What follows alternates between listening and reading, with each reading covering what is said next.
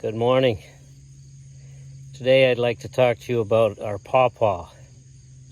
Our many pawpaw trees. We probably have close to 100 saplings, all in the ground. Now of those 100, there's one group of 25 that's all together, and there's one group of about a dozen that's all together. So let's say individuals that will end up being individual trees with space, maybe between 50 and 75. Because in all, there's probably between 75 and 100. Just a beautiful morning, and the fall is the time to show detail of different plants. The garden's really wild right now, and it's just gone crazy, and there's lots of harvesting we're doing, and it's keeping us really busy. But its wildness, well, I think it's beautiful, but some people will look at it and see it as chaotic. But nature may sometimes look to certain aesthetic points of view as chaotic, but actually it's just perfection and beauty and abundance. And you kind of gotta let it look chaotic in order to really allow it to give you the abundance you want. I sometimes really have to, I love to see the wildness and the abundance. But I'm also someone who likes aesthetics, who likes order, who, I have many interests: math, music, language. When you think of all three of those things, there's a lot of order in them. But I suppose there can be a lot of chaos too. And so sometimes I have to really control myself not to tear things out of the garden so that it just looks a little better. Now, most people who know me would say, really? You don't have those tendencies.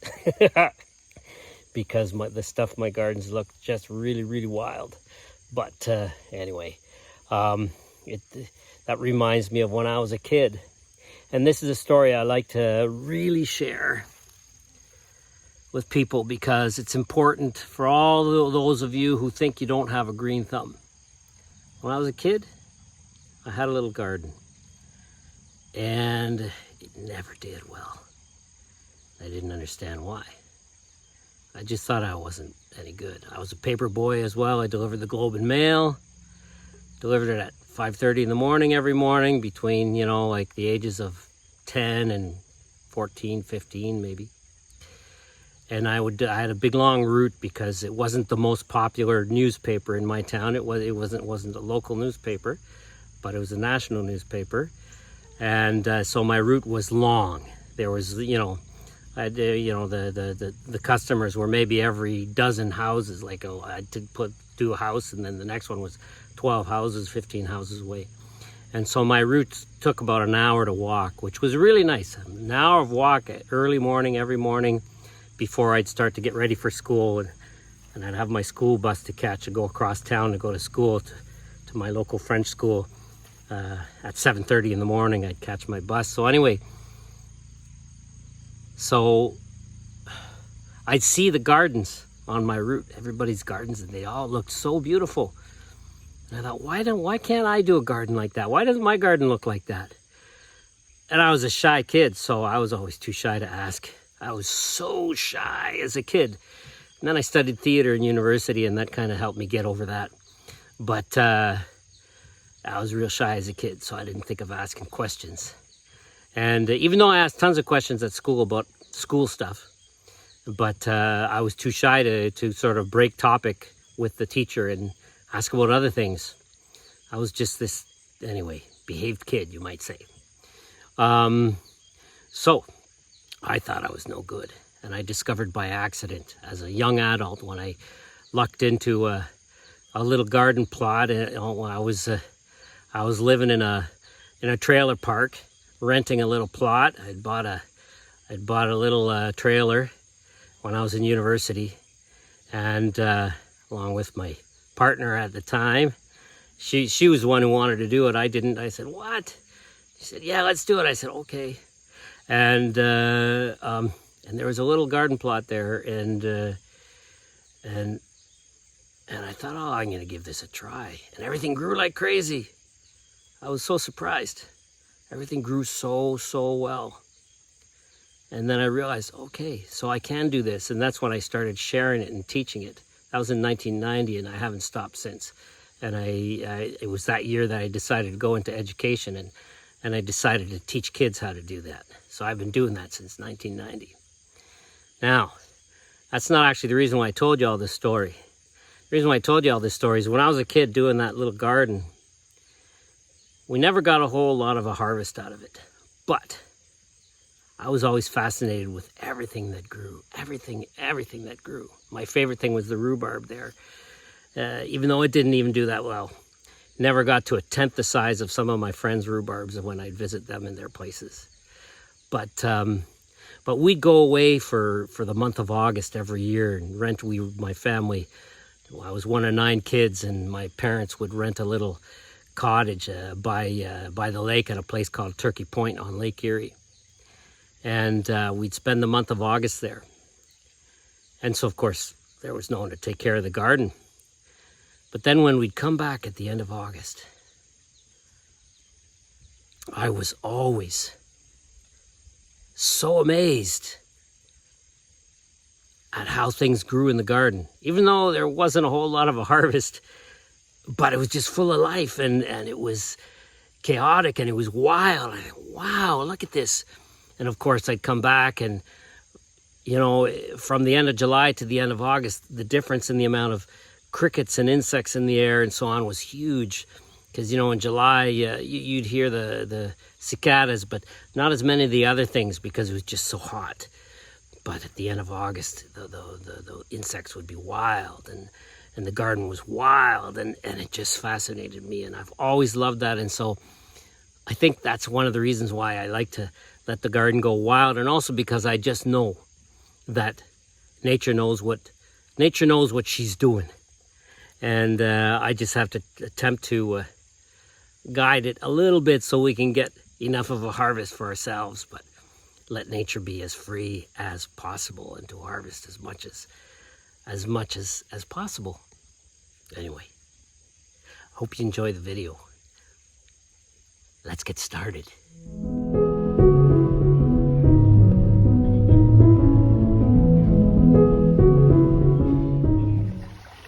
If you manage to get your hands on some pawpaw seeds or some pawpaw fruit and collect the seeds from the fruit after you've eaten that delicious fruit, then here's the best idea for propagating it.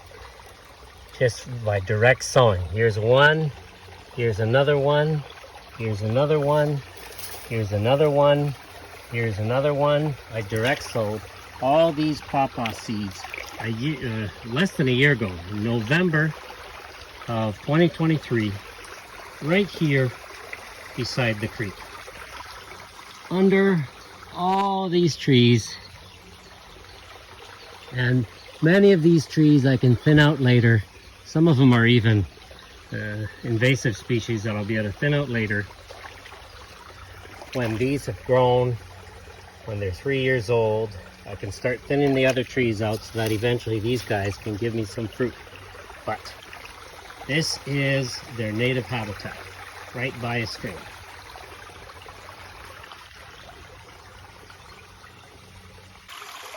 Fall's the perfect time to check out the seeds that you direct sowed last fall. Because other plants are starting to diminish, and so those seedlings will start to appear. So here's a pawpaw that I sowed November of 2023. Right now we're mid-September 2024, and this was late November 2023 I sowed. Here's one,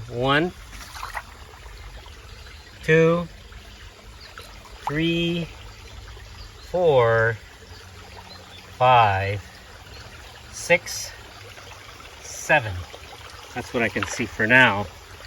I had put 2 stakes, expecting maybe 2 trees to grow, but I got 7 of them right here.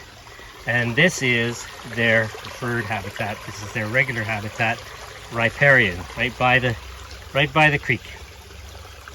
Best way to sow any type of perennial is direct sow.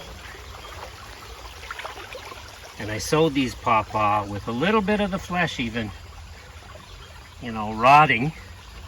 That was being eaten by different bugs and stuff like that, which is perfect. It's exactly what it needs.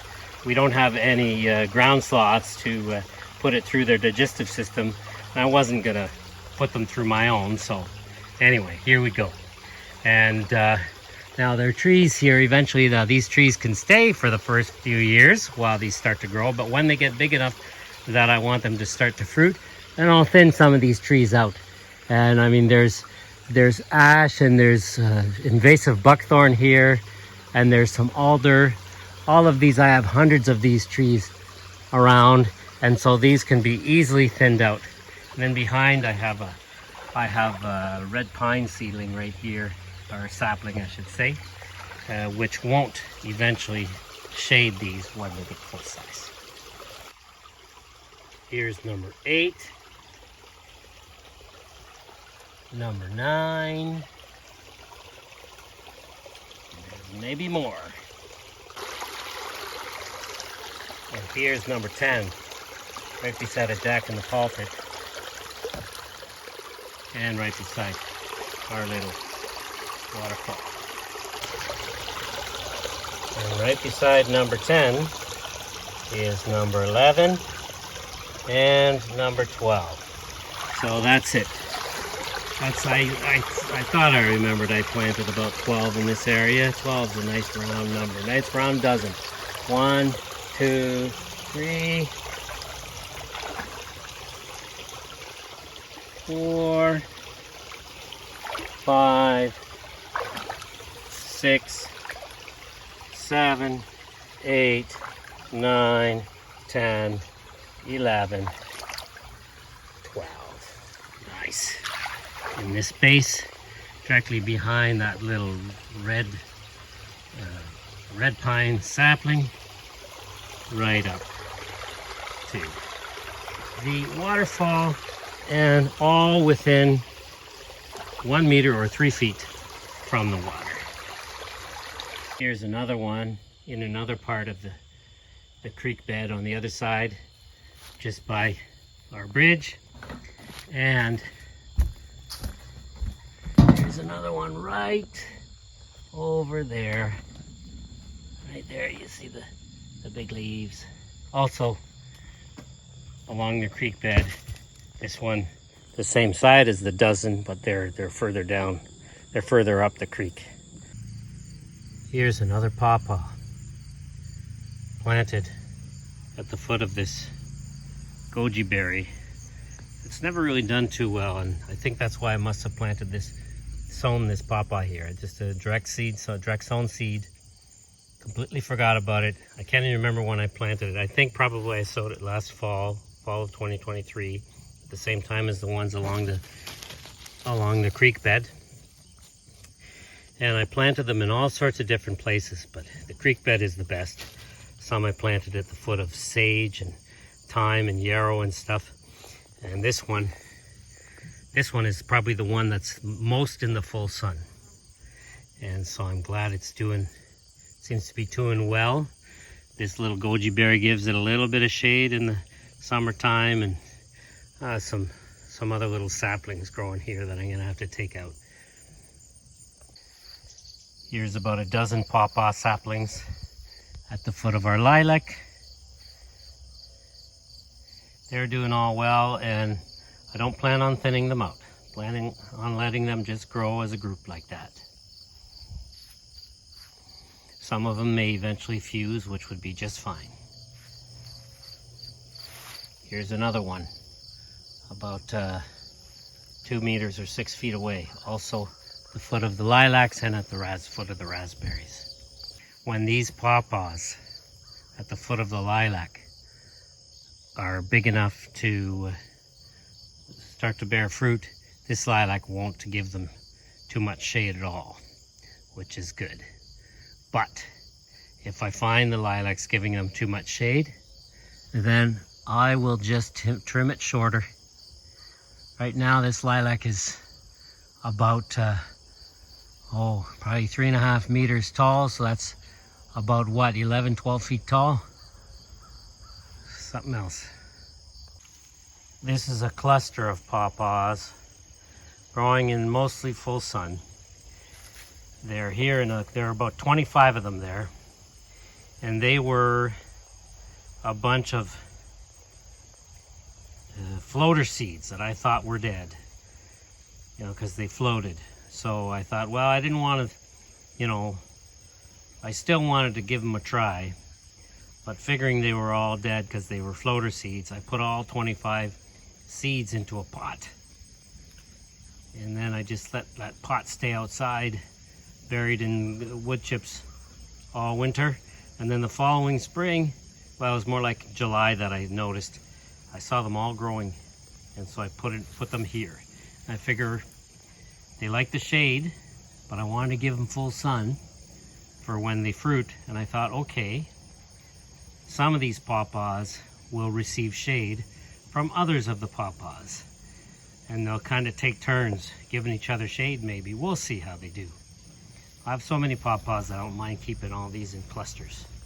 Here's another pawpaw, basically sort of being in the height of summer. It's shaded by this gray-headed coneflower and by the sage there,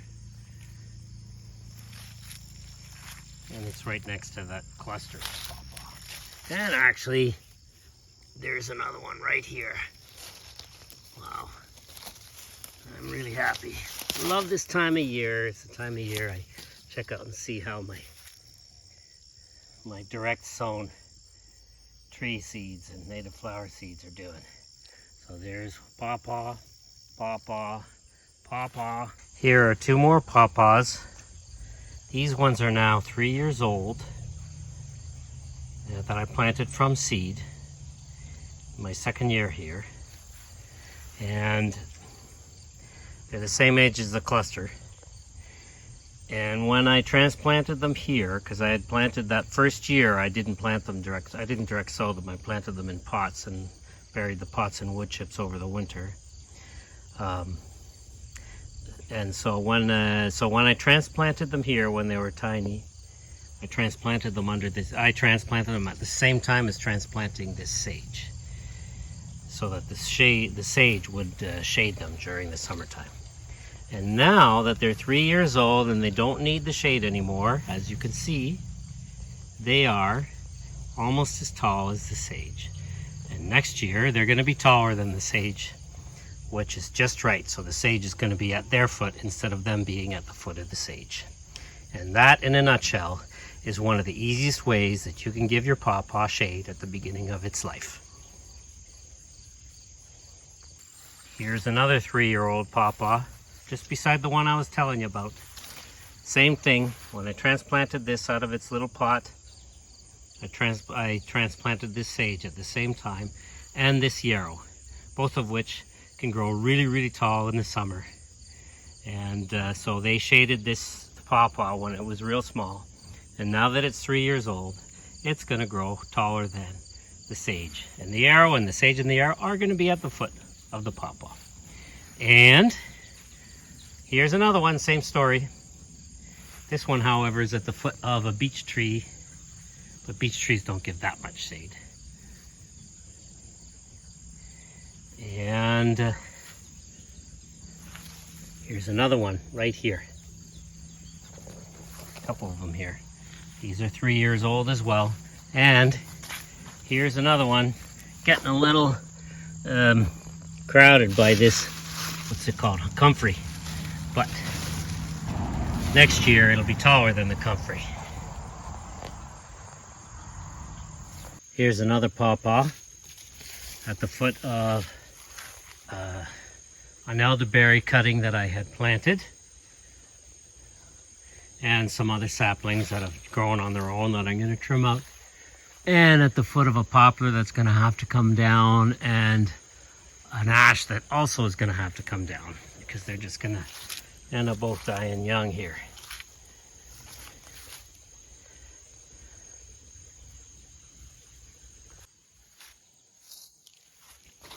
There are two of them. 1, 2. Here's a 2-year-old pawpaw growing at the foot of a blue flag iris. This is right by our pumpkin patch, really wet here. And so next year it'll be 3 years and it'll still require some shade. But then after that it'll be taller than this blue flag iris. And there should be another one over here, right beside it. There it is. Right at the foot of this blue flag iris. This blue flag iris kind of reminds me a little bit of the agaves I used to grow in Mexico. Beautiful. And we have lots more pawpaw elsewhere, including a couple that I bought in 2020. Actually, I bought 5 of them in 2020. So they are now 4 years old. But this video was about the ones that I direct sowed myself. Pawpaw is probably my favorite fruit, and so I'm really looking forward to seeing these pawpaws give some fruit. I hope you enjoyed the video. I hope you found it useful. I know I had a lot of fun sharing our pawpaws with you. If you found the video useful and if you liked it, then share it with your friends. And if you haven't done so yet, then subscribe. Subscribe to our channel, support our channel just by subscribing. And have a wonderful week, and we will see you next time.